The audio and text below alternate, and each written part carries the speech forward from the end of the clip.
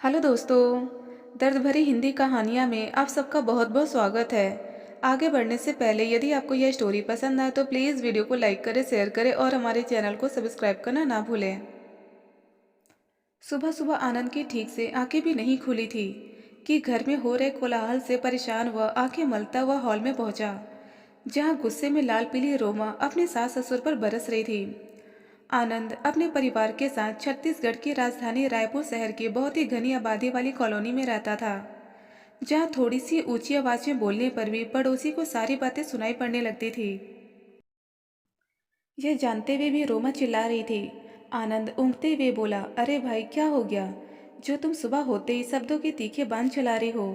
चैन से सोने क्यों नहीं देती? अपने माँ बाप से क्यों नहीं पूछते जिन्हें तुमने सिर पर बैठा रखा है? खुद तो समय से पहले काम पर चले जाते हो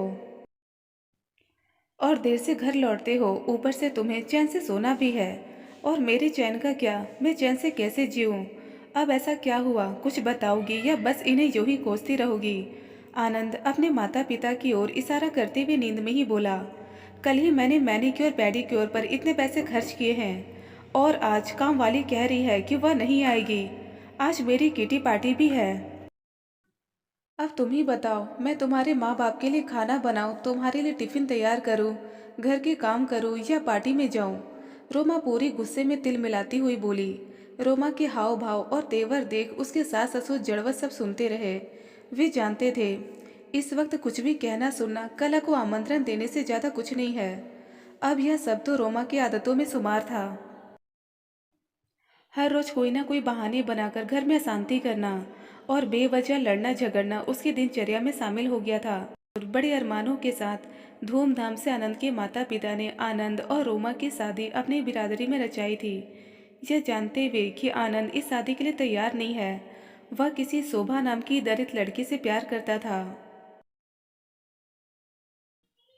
और उसी से शादी करना चाहता था, लेकिन उन्होंने आनंद की इच्छा के विरुद्ध उसकी और रोमा की शादी करा दी।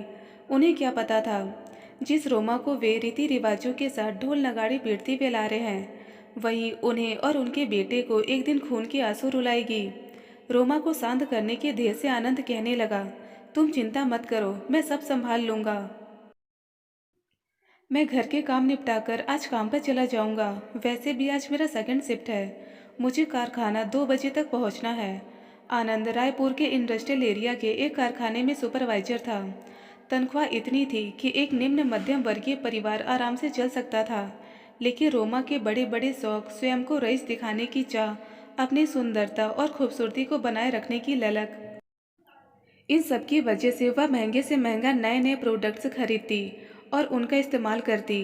वैसे दिखने में रोमा बेहद ही खूबसूरत थी। रंग दूध की तरह सफ़ेद, लंबे व काले घने बाल, तीखे नैन नक्श, यूँ समझ लीजिए कि पूरी कॉलोनी में उसकी जैसी सुंदर और कोई नहीं थी। लेकिन दिन ब दिन रोमा की बेरुखी और फिजूल खर्च बढ़ते ही जा रहे थे, जिसकी वजह से आनंद के माता पिता और आनंद का जीना मुहाल हो गया था। रोमा की इस आदत और बेहद खर्चीली प्रवृत्ति की वजह से तनख्वाह पूरा नहीं पड़ता और आनंद को घर खर्च चलाने के लिए ओवर टाइम भी करना पड़ता था। जब आनंद ने कहा कि वह घर के काम कर लेगा तो आनंद की बूढ़ी माँ से रहा नहीं गया और वह बोल पड़ी, नहीं नहीं बेटा, तुम रात को डबल शिफ्ट करके लौटे हो, तुम आराम करो, मैं खाना बना लूँगी और घर के सारे काम भी निपटा लूँगी। बहू तुम आराम से पार्टी में चली जाना, यहाँ की चिंता मत करना, मैं सब देख लूँगी। अपनी सासू माँ से यह सब सुन रोमा भड़क उठी और कहने लगी, आप कहना क्या चाहती हैं? यही कि मैं घर के काम नहीं करती, अपने पति का ध्यान नहीं रखती और आपसे इनसे काम करवाती हूँ? रोमा तुम गलत समझ रही हो। माँ बस इतना चाहती है कि तुम घर की चिंता मत करो और अपने पार्टी में जाने की तैयारी करो। आनंद के ऐसा कहते ही रोमा मुंह बनाकर वहां से चली गई। आनंद भी अपने माता पिता के लिए चाय बना उन्हें आराम करने को कहकर घर के कामों में लग गया और रोमा चेहरे पर ग्लो लिए फेस पैक लगाकर सिर पर हेडफोन चढ़ा सोफे पर पसर गई। रोमा को अपनी सुंदरता पर नाज था, और हो भी क्यों ना, आखिर उसकी सुंदरता और उसका पढ़ा लिखा होना ही इसकी वजह थी कि आनंद के माता पिता ने रोमा को अपने घर की बहू बनाने का निर्णय लिया था। अभी आनंद वॉशिंग मशीन में कपड़े डाल ही रहा था कि शोभा का फोन आ गया और वह कहने लगी, घर कब तक आ रहे हो? मैं तुम्हारे लिए आलू के पराठे बना रही हूँ, तुम जल्दी आ जाओ। आनंद गहरी सांस लेते हुए बोला। शोभा, पराठे थोड़े ज़्यादा बना लेना और दोपहर का खाना भी। आज यहाँ घर पर रोमा फिर से मोर्चा खोलकर बैठ गई है। शोभा प्यार से बोली, आप परेशान मत होइए, मैं सब कर लूँगी। बस आप घर आ जाओ और नाश्ता करके माँ बाबूजी के लिए भी नाश्ता और खाना ले जाओ। मैं सब तैयार रखती हूँ। शोभा से प्यार भरे शब्द सुन आनंद रिलैक्स हो पूरी स्फूर्ति से काम निपटाने लगा। घर के छोटे मोटे काम निपटाने के पश्चात शोभा के पास जाने से पहले आनंद अपनी माँ से बोला, माँ, मैं अपने एक दोस्त के घर पुरानी बस्ती जा रहा हूँ, 1-2 घंटे में लौट आऊँगा।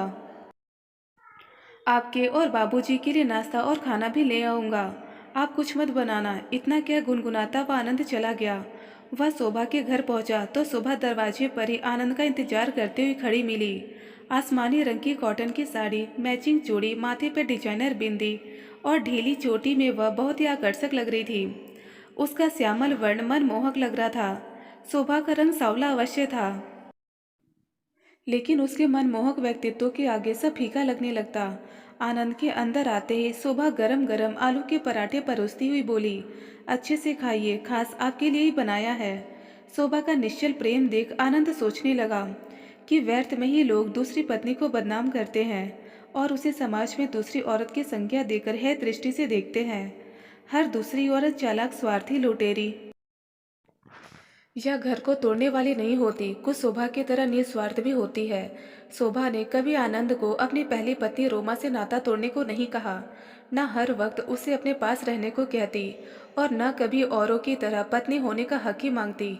आनंद को जब समय मिलता तभी वह शोभा के पास आता। आनंद अपने माता पिता की अनुमति के बगैर और उन्हें बिना बताए ही शोभा के संग 7 फेरे लिए थे और शोभा उन फेरों में बनकर आज भी आनंद का साथ निभा रही थी। आनंद ने शोभा का हाथ उस वक्त थामा जब वह रोमा और अपने वैवाहिक जीवन से पूरी तरह निराश हो चुका था। अभी आनंद यह सब सोच ही रहा था कि शोभा पराठे का एक टुकड़ा आनंद के मुंह में डालते हुए बोली, कहाँ खोए हुए हैं जनाब, मैं तो यहाँ आपके सामने खड़ी हूँ। आनंद शोभा को अपनी बाहों में भरते हुए बोला, मैं कहीं नहीं खोया हूँ, लेकिन अब पूरी तरह से तुम में खोना चाहता हूँ। आनंद के ऐसा कहने के उपरांत दोनों एक दूसरे में डूब गए। प्रेम के सागर में डूबे दोनों प्रेमियों की तंद्रा तब भंग हुई जब आनंद की माँ का फोन आया। बेटा, तू घर कब तक आ रहा है? बस माँ, आ ही रहा हूँ, कहते हुए आनंद घर जाने के लिए तैयार होने लगा।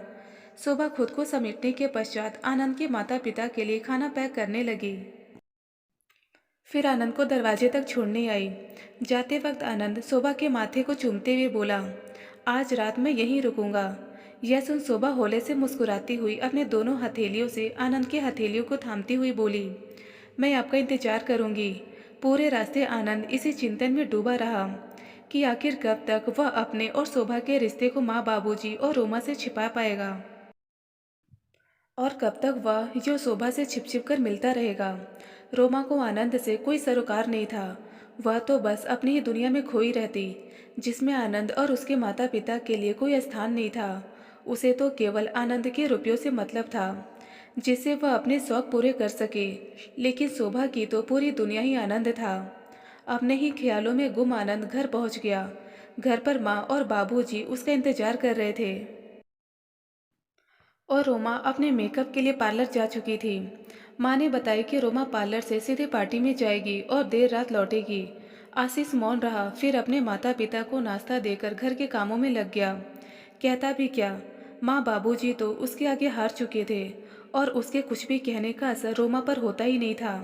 अलबत्ता वह कुछ ऐसा कह जाती कि आनंद स्वयं अपमानित महसूस करता। घर का काम पूरा होते होते कारखाने जाने का वक्त हो गया था। आनंद शोभा के हाथों से बना खाना अपने माता पिता को परोस स्वयं भी खाने लगा। बाबूजी चटकारे लेकर खाने लगे और माँ भी बड़े मन से स्वाद लेकर खाती हुई बोली, बेटा, खाना कौन से होटल का है? आनंद हड़बड़ा गया और कहने लगा, माँ, खाना किसी होटल का नहीं है, मेरे एक दोस्त के घर का है, उसकी बीवी ने बनाया है। वाह, उसके हाथों में तो जादू है, जब भी तू उससे मिले तो मेरा आशीर्वाद कहना उसे। माँ की आंखों में प्यार साफ झलक रहा था। रोमा तो घर पर कभी खाना ठीक से बनाती ही नहीं थी। ऊपर से कभी माँ कुछ बनाने किचन में चली जाती तो वह आग बबूला होकर पूरे घर को सिर पर उठा लेती। इसलिए माँ ने कुछ बनाना ही छोड़ दिया। आज काफ़ी दिनों बाद जायकेदार खाना खाते समय अपने माता पिता को खुश देखकर आनंद को असीम आनंद की अनुभूति हो रही थी। आनंद अपने माता पिता से बेहद स्नेह रखता था, इसलिए वह अब तक शोभा से शादी वाली बात बताने की हिम्मत नहीं जुटा पाया था। उसे वह लम्हा अब भी याद है, जब उसने पहली बार अपनी माँ से कहा था कि वह शोभा से प्यार करता है और उसे शादी करना चाहता है। यह सुनते ही उन्होंने साफ कह दिया था कि इस घर में विजातीय बहू हरगिज नहीं आ सकती, ऊपर से निम्न जाति की, यह तो संभव ही नहीं है। उस छोटी जाति की लड़की को बहू बनाना तो दूर, वह उसके हाथ का पानी भी नहीं पिएगी। बाबूजी ने भी इस बात पर अपना विरोध जताते हुए आनंद से बातचीत ही बंद कर दिए थे। काफी प्रयासों के बावजूद भी वे शोभा से शादी के लिए राजी नहीं हुए, बल्कि माँ ने तो अन्य जल त्याग दिया और मजबूरी में आनंद को रोमा से ब्याह करना पड़ा।